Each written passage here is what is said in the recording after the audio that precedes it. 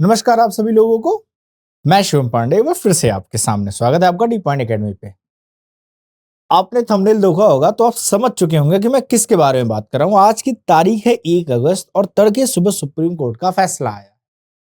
फैसले में और निर्णय में 7 जजों की बेंच थी और उसमें से कुछ जिसमें हमारे मुख्य न्यायाधीश डी.वाई. चंद्रचूड़ जी थे, प्लस ये 4 जजेस justice Vikram Nath, justice B R. Gavai, justice Pankaj Mittal, Chandra Sharma और इसके सलाह से एक महिला जज भी हमारी हैं जिनका नाम है बेला त्रिवेदी जी और मनोज मिश्रा जी और चंदन शर्मा जी मिला के, सतीश चंद्र मिश्रा जी मिला के 7 जजों की बेंच थी।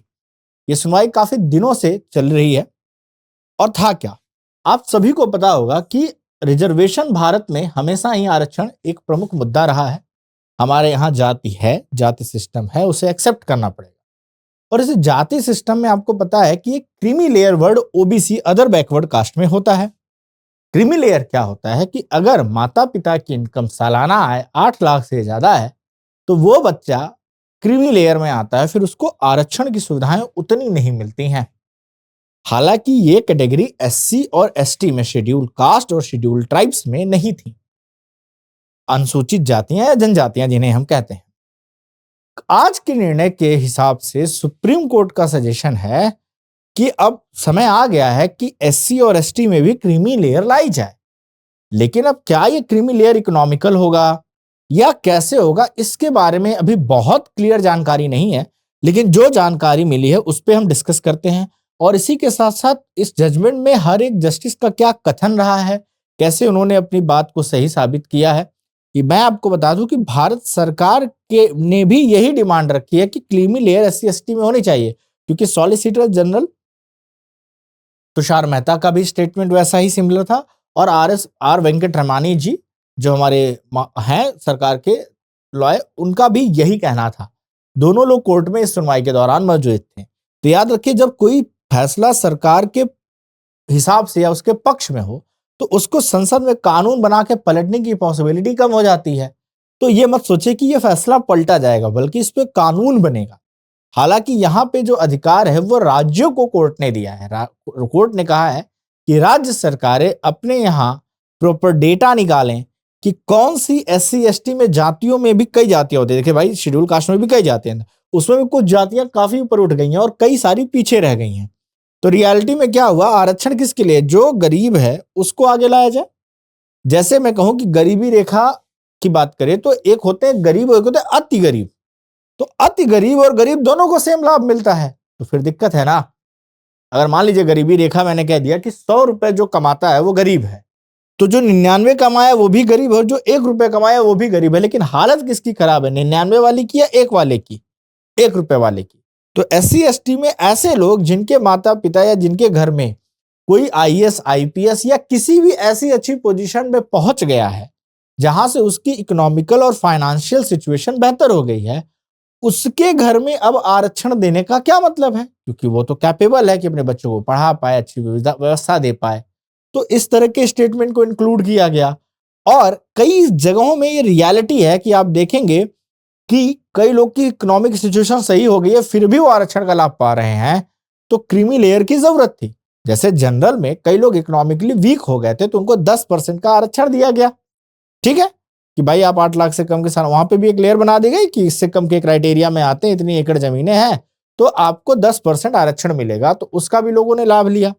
वैसे ही ओबीसी में लगाया गया, तो एससी एसटी में भी लगाया गया कि कई प्रदेशों में कुछ स्पेशल जातियां एकदम नीचे रह गई और कुछ स्पेशल जातियों के कुछ स्पेशल परिवारों को बहुत ज्यादा लाभ मिल गया है।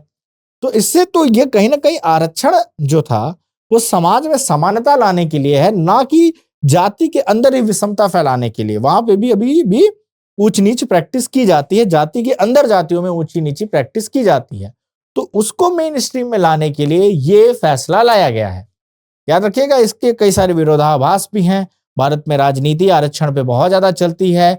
मंडल कमीशन की रिपोर्ट के आने के बाद जब ये आरक्षण बढ़ा था तो वीपी सिंह जी प्रधानमंत्री बन गए थे, वही मंडल कमीशन की रिपोर्ट लागू करने के कारण। तो जाति ने इतना बड़ा रोल प्ले किया कि इंसान को प्रधानमंत्री बना दिया और उसी जातिगत कार्ड को खेलते हुए पासवान जी की पार्टी हो या मुलायम सिंह यादव जी की पार्टी हो या मायावती जी की पार्टी हो या लालू प्रसाद यादव जी की पार्टी हो, तो नॉर्थ इंडिया में जितनी रीजनल पार्टियां उठी हैं उसमें से ठीक ठाक पार्टियां उसी जातिगत आरक्षण के थ्रू मेन स्ट्रीम में आई थी। उसके फायदे और नुकसान अपनी अलग अलग जगह पे हैं।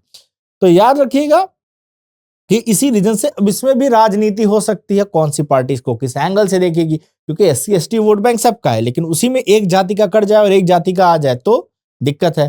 तो क्लियर नोटिस दिया है सुप्रीम कोर्ट ने कि राज्य सरकारें इसकी लिस्ट बनाएंगी, इस पर कानून बनाएंगी, डिसाइड करेंगी, लेकिन जो भी लिस्ट आप तैयार करते हैं, जो भी डेटा, वो डेटा इतना वेल वेरीफाइड होना चाहिए। ऐसा नहीं कि अपने राजनीतिक फायदे के लिए बना ले या इसका राजनीतिक कलर कर दें। जो भी डेटा या शीट या जो भी चीजें कलेक्ट करती हैं उसको कोर्ट में सबमिट किया जा सकता है और उस पर एनालिसिस किया जा सकता है, कोर्ट उस पर सुनवाई करेगी। क्यों नहीं? क्योंकि इस पर राजनीतिकरण होना तय है। लेकिन फिर भी ओवरऑल अच्छाइयां बुराइयां मिला के ये एक अच्छा कदम है जिसका हम स्वागत करते हैं। मैं स्वागत करता हूं, आपकी अपनी राय हो सकती है।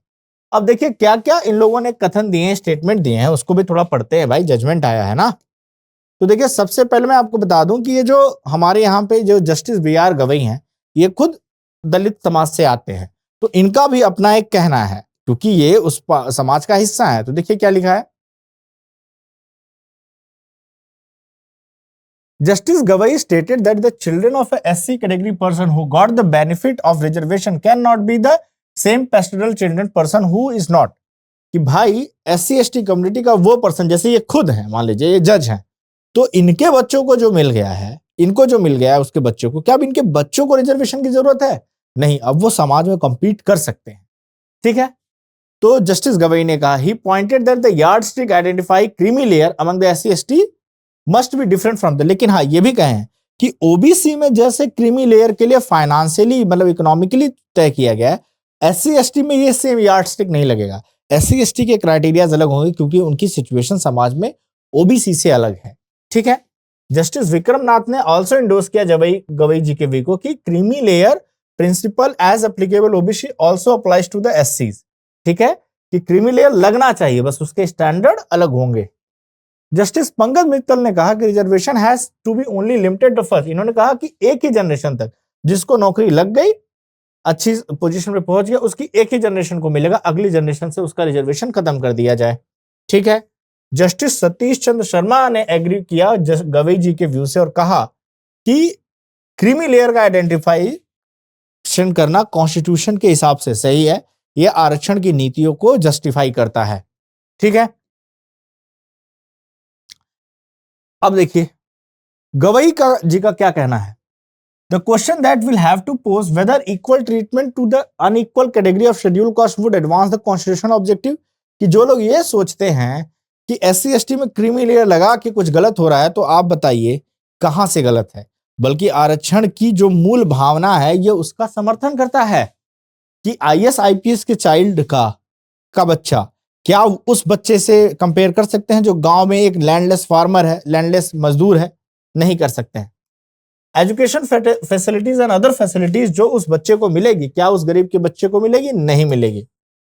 इन्होंने कहा it's also commonly note the disparities and social discrimination which is highly prevent in rural areas.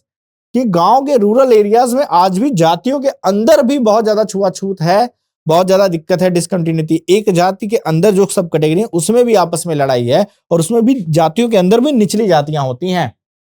I have no hesitation to hold the putting a child study in the St. Paul High School and St. Stephen College, studying in a small village in the backward and remote area in the country, and the same bracket would obligate the equality of principle annexed to the Constitution। तो उन्होंने कहा है कि जो भाई Saint Paul Saint George में पढ़ रहा है और जो गांव में पढ़ रहा है, दोनों में फर्क है। तो भाई आप ध्यान से देखिए इसको। तो इस तरह का, और ट्राइब्स के बारे में भी इन्होंने कहा है कि भाई सेम चीजें यहाँ पे लागू होंगी। जस्टिस विक्रमनाथ ने कहा I am also in the agreement with the opinion of brother Justice Gavai।